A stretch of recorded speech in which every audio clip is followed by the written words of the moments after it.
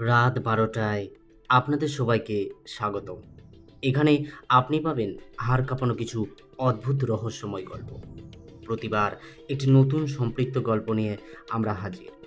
আসুন এক অজানা রহস্যের অবুঝ অধ্যায়ে প্রবেশ করি। আজকের গল্প মোহাম্মদ জাফর ইকবালের লেখা আংটি। আংটি এই গল্পটি আমরা নিয়েছি ছায়ালিপ এই বইটি থেকে। শুরু হচ্ছে আংটি। কপিলউদ্দিন পকেট থেকে চিরুনিটা বের করে তার চুলের উপর দিয়ে আলতোভাবে একবার বুলিয়ে নিল। এই চেহারাটা তার একটা বড় সম্পদ, তাই সে এটার যত্ন আত্তি করে। সে রীতিমতো জেল খাটা ঘুঘু অপরাধী, কিন্তু তার চেহারার মাঝে মফস্বল কলেজের বাংলা শিক্ষকের নির্দোষ একটা সারল্য আছে। মানুষ তার চেহারা দেখে তাকে বিশ্বাস করে এবং কপিলউদ্দিন সেই সুযোগটা পুরোপুরি কাজে লাগায়। এখন পর্যন্ত তার হাতে খুন হয়ে যায়, কিন্তু মানুষের বিশ্বাস অর্জন করে সে তার জীবনে অনেককে সর্বশান্ত করে ছেড়ে দিয়েছে। এই মুহূর্তে কপিলউদ্দিন কমলাপুর রেল স্টেশনে টিকিট কাউন্টারে দাঁড়িয়ে আছে। তার চেহারায় সে একটু বিব্রত এবং হতচকিত ভাব ফুটিয়ে রেখেছে, যদিও সে ভেতরে ভেতরে ১০০ ভাগ সজাগ। সে একটি শিকার খুঁজছে, যাকে আজ রাতে সে সর্বশান্ত করে ছেড়ে দেবে। ট্রেনের টিকিট খুঁজতে এসেছে এরকম মানুষকে সে ভেতরে ভেতরে যাচাই করে দেখছে। প্রথমে সন্ডাগোছের মানুষটাকে সে বাতিল করে দিল, দ্বিতীয় মানুষটিকে শেষ মুহূর্তে বাতিল করে দিল, কারণ মনে হলো তার কাছে টাকা পয়সা বেশি থাকবে না। তৃতীয় মানুষটিকে তার বেশ পছন্দ হলো এবং সে মাকড়সার সতর্ক পদক্ষেপে তার দিকে এগিয়ে যায়। মানুষটা টিকিট কাউন্টারে যাবার আগেই তাকে ধরতে হবে। কপিলউদ্দিন দেখল লোকটি টিকিট পায়নি। কপিলউদ্দিন এমন ভান করলো যেন তার কাছে একটা অতিরিক্ত টিকিট আছে। লোকটি কাছাকাছি গিয়ে কপিলউদ্দিনকে বলল, শুনছেন? জি, আমাকে বলছেন?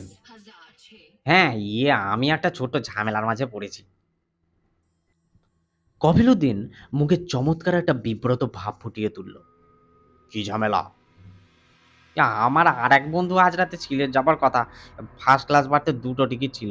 একটু আগে ফোন করে বলল সে আসতে পারছে না। মানুষটির চোখ উজ্জ্বল হয়ে উঠল। আপনার কাছে স্লিপিং বার্থের একটা টিকিট আছে? কফিলউদ্দিন বিব্রতভাবে বলল, হ্যাঁ, আপনি যদি ইন্টারেস্টেড হন। হ্যাঁ হ্যাঁ, অবশ্যই। কফিলউদ্দিন পকেট থেকে টিকিটটা বের করে মানুষটির হাতে দিল। সে খুঁটিয়ে খুঁটিয়ে দেখে মুখে সন্তুষ্টির ভান করে তার মানিব্যাগে হাত দেয়। কফিলউদ্দিন বলল, আপনাকে এখনই দিতে হবে না, আমিও তো যাচ্ছি। ট্রেনে সারা রাত একসাথে থাকবো, পরে দিয়ে দিবেন। মানুষটি বলল, না না, এখনই দিয়ে দিই। সে পকেট থেকে মানিব্যাগ বের করে। কপিলউদ্দিন নিষ্ক্রিয় ভঙ্গি করে, কিন্তু উত্তেজিত হয়ে লক্ষ্য করল মানিব্যাগটা মোটা, সেখানে থরে থরে নোট সাজানো। মানুষটার সাথে একটা হ্যান্ডব্যাগ, ভারী হ্যান্ডব্যাগ, ভেতরে নিশ্চয়ই ভালো জিনিসপত্র আছে। হাতে আংটি আর ঘড়ি, পকেটে মোবাইল ফোন। কপিলউদ্দিন দ্রুত হিসেব করে দেখল আজ রাতের দাওটি খারাপ হবার কথা না।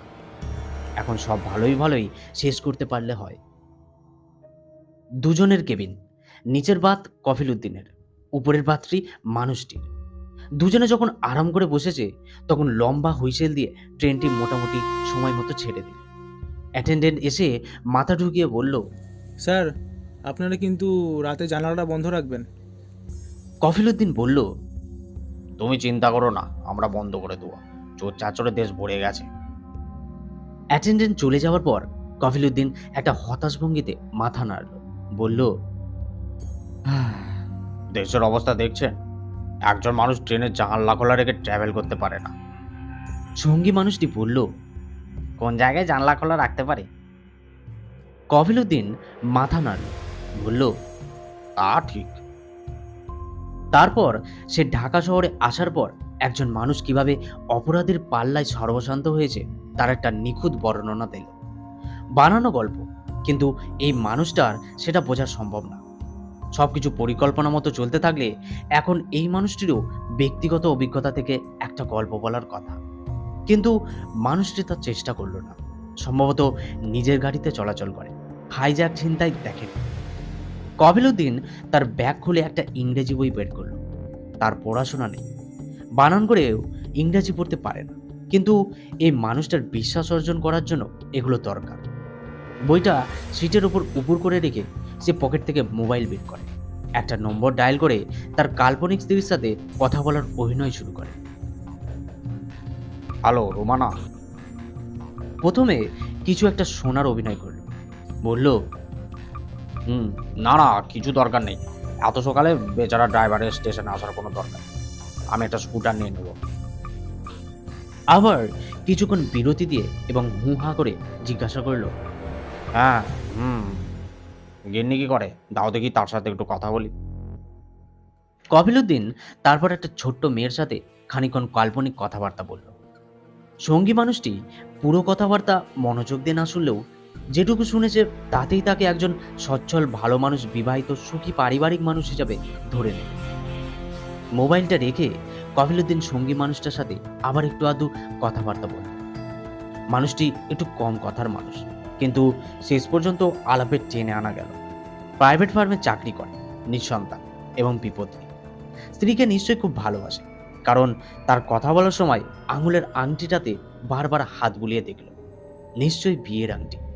কপিলউদ্দিনও আর চোখে আংটিটা দেখে, খাঁটি সোনার মোটা একটা আংটি, দামি পাথরও আছে। শুধু এই আংটিটার জন্যই এই মানুষটির উপর একটা দাও মারা যায়। ঘণ্টাখানেকের ভেতরেই কপিলউদ্দিন মানুষটার সাথে আন্তরিকতার একটা পর্যায়ে পৌঁছে যায়। দুজন দুজনের সাথে ছোটখাটো ব্যক্তিগত কথাও বলল, হালকা দু একটা রসিকতাও করা হলো। এবং যখন মনে হলো পরিবেশটা পুরোপুরি প্রস্তুত হয়েছে, তখন কপিলউদ্দিন তার আসল কাজটা শুরু করে। জানালা দিয়ে বাইরে তাকিয়ে বলল, খিদে লেগে গেছে, খেয়ে আসতে পারিনি। আপনি খেয়েছেন? হ্যাঁ, খেয়েছি। আমি আসার সময় ফাস্টফুড দোকান থেকে কয়েকটা স্যান্ডউইচ কিনে এনেছি, একটু খেয়ে নিই যদি কিছু না মনে করেন। না না, আমি কি মনে করব, আপনি খান। কপিল তার ব্যাগ থেকে একটা খাবারের প্যাকেট বের করল। কয়েকটা স্যান্ডউইচ পাশাপাশি সাজানো। প্রথমটাতে ধুতরার বিষ মেশানো। অনেকবার পরীক্ষা করে দেখেছে বাজারের অন্য বিষের তুলনায় এখনো ধুতরার বিষটাই ভালো। কোনো গন্ধ নেই, তিতকুটে স্বাদও নেই, মানুষকে সহজেই খাইয়ে নেওয়া যায়। কপিল স্যান্ডউইচটার প্যাকেটটা এক নজর দেখে প্যাকেটটা এগিয়ে দিয়ে বলল, অনেকগুলো দিয়েছে দেখছি, খাবেন একটা? মানুষ যদি একটা তুলে নেয় প্রথমটাই নেবে, সেটাই ধুতরার বিষ দেয়া। কিন্তু মানুষটা নিল না, বলল, না না, আমি খেয়ে এসেছি, থ্যাংক ইউ। কপিল আর জোর করলো না, বলল, খেয়ে এসে থাকলে খামাখা স্যান্ডউইচকে মুখ নষ্ট করবেন না। সে প্যাকেট থেকে দ্বিতীয় স্যান্ডউইচটা তুলে খেতে শুরু করে। খেতে খেতে সে বাঙালির খাওয়ার অভ্যাস নিয়ে একটু রসিকতা করল। বুঝলেন, বেতো বাঙালি তো, স্যান্ডউইচ খেলে পেট ভরে না। এই খাবারটা যে কারা আবিষ্কার করেছে। মানুষটি হাসল, বলল, বিপদে পড়ে খেতে হয়, শখ করে কে আর কোনোদিন স্যান্ডউইচ খেয়েছে? ঠিক। কপিলউদ্দিন প্যাকেট থেকে দুটো কোল্ড ড্রিঙ্কসের ক্যান বের করল। একটার মধ্যে ধুতরার বিষ মেশানো, দ্বিতীয়টি ভালো। সে মানুষটার দিকে এগিয়ে দিয়ে বলল, নেন, একটা ড্রিঙ্কস খান। শতকরা 90% চান্স যে মানুষটা কোল্ড ড্রিঙ্কসটা নেবে। সত্যি সত্যি নিল, এবং ধুতরার বিষ মেশানোটাই। ক্যানটা খুব ভালো করে পরীক্ষা করলেও মানুষটা বুঝতে পারবে না যে একটা সূক্ষ্ম ফুটো করে এখানে ইঞ্জেকশনের সিরিঞ্জি দিয়ে ধুতরার বিষ ঢোকানো হয়েছে। ফুটোটা নিখুঁতভাবে ইপক্সি দিয়ে বুঝিয়ে দেওয়া আছে। মানুষটা ক্যান হাতে নিয়ে সেটা খুলে ঢকঢক করে খানিকটা ড্রিঙ্কস খেয়ে নেয়, এবং সাথে সাথে কপিল তার বুকের ভেতর থেকে একটা বড় নিঃশ্বাস বের করে দেয়। কাজ হয়ে গেছে, এখন শুধু সময়ের ব্যাপার। মানুষটা যখন ঘুম থেকে উঠবে, সম্ভবত কোনো একটা হাসপাতালে, তখন অবাক হয়ে বোঝবার চেষ্টা করবে কেমন করে সে এখানে এসেছে। কপিল আর চোখে মানুষটিকে লক্ষ্য করে। ক্যান থেকে ঢকঢক করে আরো খানিকটা ড্রিঙ্কস খেয়ে হঠাৎ কেমন যেন একটু অবাক হয়ে কপিলউদ্দিনের দিকে তাকালো। কপিলউদ্দিন তার দৃষ্টি এড়িয়ে জানালার দিকে তাকালো। মানুষটা জোরে জোরে কয়েকটা নিঃশ্বাস নিয়ে কেমন যেন বিচিত্রভাবে চোখ পিটপিট করতে থাকে। কপিল একটু সরে গিয়ে বলল, ঘুম পাচ্ছে? শুয়ে পড়ুন তাহলে, অনেক রাত হয়েছে। মানুষটি কেমন যেন অস্থির ভাব করে মাথা নাড়ে, এদিক সেদিক তাকায়, তারপর বিড়বিড় করে বলে, শরীরটা ভালো লাগছে না। তাই নাকি? কপিলউদ্দিন উঠে দাঁড়িয়ে বলল, শুয়ে থাকেন, কিছুক্ষণ শুয়ে থাকেন তাহলে। মানুষটি বিড়বিড় করে কিছু একটা বলার চেষ্টা করে, উঠে দাঁড়ানোর চেষ্টা করে কেমন যেন হামাগুড়ি খেয়ে পড়ে গেল। কপিল মানুষটিকে বাড়তে তুলে দেয়, মাথায় নিচে একটা বালিশ গুজে দিয়ে ফিস ফিস করে বলল, নিশ্চিন্ত মনে ঘুমা সোনার চাঁদ। কপিল কেবিনের লাইটটা নিভিয়ে দিতে জানালা দিয়ে ভেতরে জ্যোৎস্নার একটা নরম আলো এসে ঢুকলো। কপিলউদ্দিন খানিকক্ষণ জানালা দিয়ে বাইরে তাকিয়ে রইল। জ্যোৎস্নার আলোতে বাইরে কেমন অদ্ভুত দেখাচ্ছে। এটা কি সুন্দর নাকি অসুন্দর সে বুঝতে পারে না। কপিল কোনো তাড়াহুড়ো করল না। ঘণ্টাখানেক পরে সে কেবিনের লাইটটা জ্বালিয়ে মানুষটিকে পরীক্ষা করার জন্য গায়ে হাত দিয়ে চমকে উঠল। মানুষটার শরীরটা আশ্চর্য রকম শীতল। সে ভয়ে ভয়ে মানুষটার দিকে তাকালো। মানুষটা নিঃশ্বাস নিচ্ছে না। ভয়ে ভয়ে আবার সে মানুষটার বুকে হাত দিল। হৃদস্পন্দন কোনো চিহ্ন নেই। হঠাৎ করে ভয়াবহ আতঙ্কে কপিল লাফিয়ে পেছনে চলে আসে। সর্বনাশ, এই মানুষটা মারা গেছে।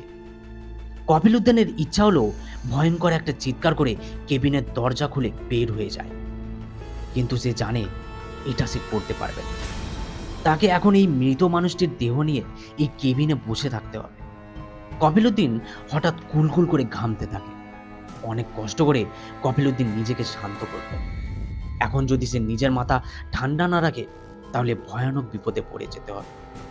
যেভাবেই হোক তাকে মাথা ঠান্ডা রাখতে হবে।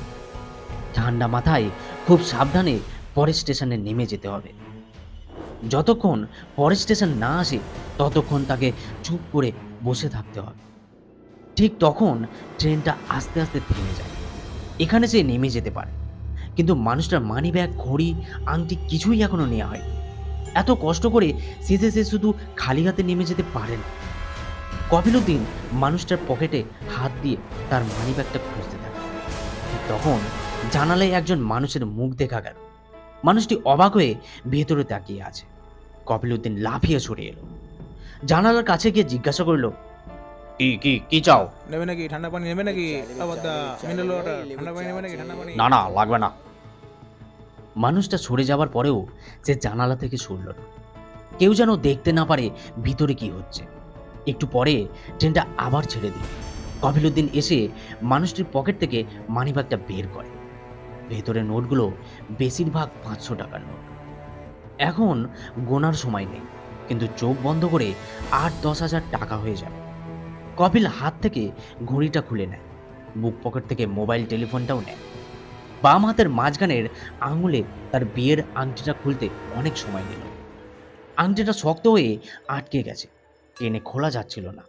কপিলউদ্দিন একবার প্রায় হাল ছেড়েই দিচ্ছিল, কিন্তু খাঁটি সোনার মোটাসোটা পাথর বসানো আংটিটার লোভ ছেড়ে দেওয়া এত সহজ নয়। টানাটানি করে শেষ পর্যন্ত আংটিটা ছুটিয়ে নিয়ে আসে। নিজের আঙুলে পড়ে দেখলো বেশ ফিট করে গেছে। কপিলউদ্দিন আংটিটা আর খুলল না, আঙুলে লাগিয়ে রেখে দিল। কপিলউদ্দিন তারপর মানুষটার ব্যাগ খুলল। ভেতরে কাপড়, জামা, তোয়ালে এবং তার তলায় একটা ল্যাপটপ কম্পিউটার। কপিলের মুখে হাসি ফুটে উঠল। সে ল্যাপটপটা বের করে নিজের ব্যাগে ঢুকিয়ে নেয়। এখন সে মোটামুটি ট্রেন থেকে নেমে যাওয়ার জন্য প্রস্তুত। মানুষটাকে মেরে ফেলার তার এতটুকু ইচ্ছা ছিল না। মানুষটা সম্ভবত হার্টের সমস্যা ছিল, হয়তো এমনিতেই মারা যেত। আজ ধুতরার বিষ খেয়ে একটু আগে মারা পড়েছে। কপিলউদ্দিন মানুষটার দিকে তাকালো। আধ খোলা চোখ, মুখটা অল্প একটু খোলা, গায়ের রংটা এর মাঝে কেমন জানি অসুস্থ নীলাভ হয়ে এসেছে। মনে হচ্ছে চোখ মুখ একটু ফুলেও এসেছে। কপিলউদ্দিনের গায়ে কাঁটা দিয়ে ওঠে। একটু আগেই মানুষটা বেঁচে ছিল, তখন তাকে একটু ভয় লাগে, কিন্তু এখন তার দিকে তাকাতেই তার শরীরটা কাঁটা দিয়ে উঠতে থাকে। কপিলউদ্দিন কোথায় বসবে বুঝতে পারে না। মৃতদেহটি পাশে বসার কোনো প্রশ্নই ওঠে না। ওপরে পারতে ওঠার সাহস করছে না। শেষ পর্যন্ত সে চাদরটা বিছিয়ে মেঝেতেই বসে পড়ল। এখন ট্রেনটা থামতেই সে নেমে পড়বে।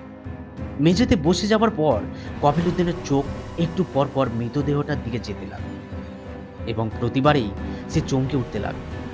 একটি মৃতদেহ দেখে এত ভয় লাগে কেন কে জানে। একবার ইচ্ছে হলো বাইরে গিয়ে অপেক্ষা করে, কিন্তু মৃতদেহটা রেখে দরজা খোলা রাখাও বিপজ্জনক। কেউ যদি ঢুকে গিয়ে দেখে ফেলে তখন কি হবে? কবিলুদ্দিন কি করবে বুঝতে না পেরে শেষ পর্যন্ত কেবিনের লাইটটা নিভিয়ে দিল। সাথে সাথে ভেতরে জ্যোৎস্নার একটা নরম আলো ছড়িয়ে পড়ে। আবছা অন্ধকারে হঠাৎ করে মৃতদেহের বিভীষিকাটা আড়াল হয়ে যায়। মানুষটাকে এখন আর পরিষ্কার দেখা যাচ্ছে না। জ্যোৎস্নায় আবছা আলোতে শুধু তার অবয়বটুকু অস্পষ্টভাবে বোঝা যাচ্ছে। কবিলুদ্দিন একটা স্বস্তির নিঃশ্বাস ফেলল। এখন ট্রেনটা কোনো একটা স্টেশনে থামতেই সে নেমে পড়বে।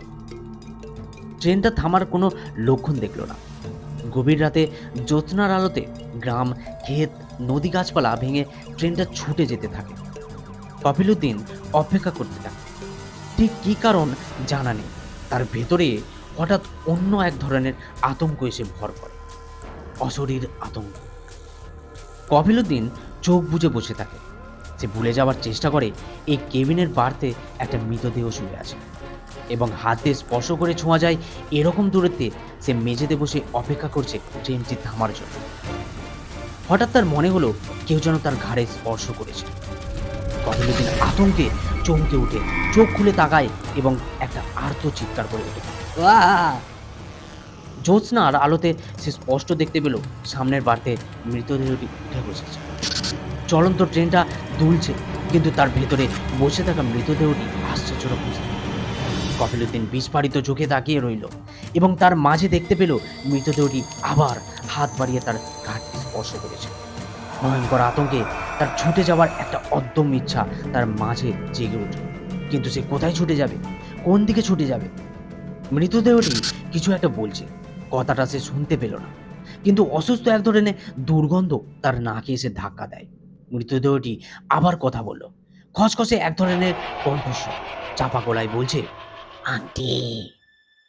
কপিলউদ্দিন কি করবে বুঝতে পারল না। মৃতদেহটি তার আংটিটি ফেরত চাইছে। সে পরিষ্কার করে চিন্তা করতে পারছে না।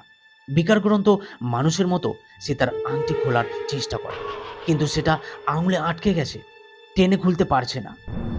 মৃতদেহটি খপ করে তার কাঁধ ধরে নিজের দিকে টেনে এনে জড়িত গলায় বলল, আংটি, আমার আংটি। ভয়ঙ্কর আতঙ্কে কপিলউদ্দিন চিৎকার করে ওঠে, কিন্তু মৃতদেহটি কোনো ভাবান্তর হলো না। লোহার মতো শক্ত শীতল হাতে তার বাম হাতটাকে ধরে মাঝের আঙুলটি নিজের দিকে নিতে থাকে। কিছু বোঝার আগে মৃতদেহটি তার আঙুলটি কামড়ে ধরে। কপিলউদ্দিন প্রাণপণে নিজেকে ছাড়িয়ে নেবার চেষ্টা করে। নিজের ভেতরে শুধু একটা চিন্তার কাজ করে, তার নিজেকে মুক্ত করতেই হবে, যেভাবেই হোক তাকে পালিয়ে যেতে হবে। প্রাণপণে সে নিজের হাতকে মুক্ত করে জানালা দিয়ে চলন্ত ট্রেন থেকে লাফিয়ে পড়ে। বাতাসে তখনও তার আর্তনাদ শোনা যেতে থাকে। কেবিনের দরজা ভেঙে ভেতরে ঢুকে ট্রেনের কর্মকর্তারা একটা মৃতদেহকে আবিষ্কার করলেন। সেটি মেঝেতে উপর হয়ে পড়ে আছে। সোজা করার পর দেখা গেল তার মুখে রক্ত, কাছেই একটা আঙুল পড়ে আছে। দেখে মনে হয় কেউ আঙুলটি ছিঁড়ে শরীর থেকে আলাদা করেছে। মৃতদেহটির পকেটে মানিব্যাগ, মোবাইল ফোন বা হাতে ঘড়ি ছিল না, শুধু বাম হাতের মাঝে একটা আংটি ছিল, পাথর বসানো সোনার সুদর্শন একটা আংটি। শুনছিলেন আজকের গল্প আংটি। ভয়েস আর্টিস্টে শান্তনু, গল্পের সূত্রধার তুহিন, সাউন্ড এফেক্টস ও এডিটিংয়ে বিশ্বজিৎ ও সৌরভ। রাতের অন্ধকারের ভূত সঞ্চারের অদ্ভুত গল্প শোনার জন্য আমাদের চ্যানেলটি সাবস্ক্রাইব করুন, লাইক করুন, শেয়ার করুন এবং কমেন্ট করে আমাদের জানান আপনাদের কেমন লেগেছে। এবং অবশ্যই সতর্ক থাকুন, কারণ রাত 12টায় এই চ্যানেলে আপনার ভূত সঞ্চার আরও ভয়ঙ্কর হতে পারে। ধন্যবাদ।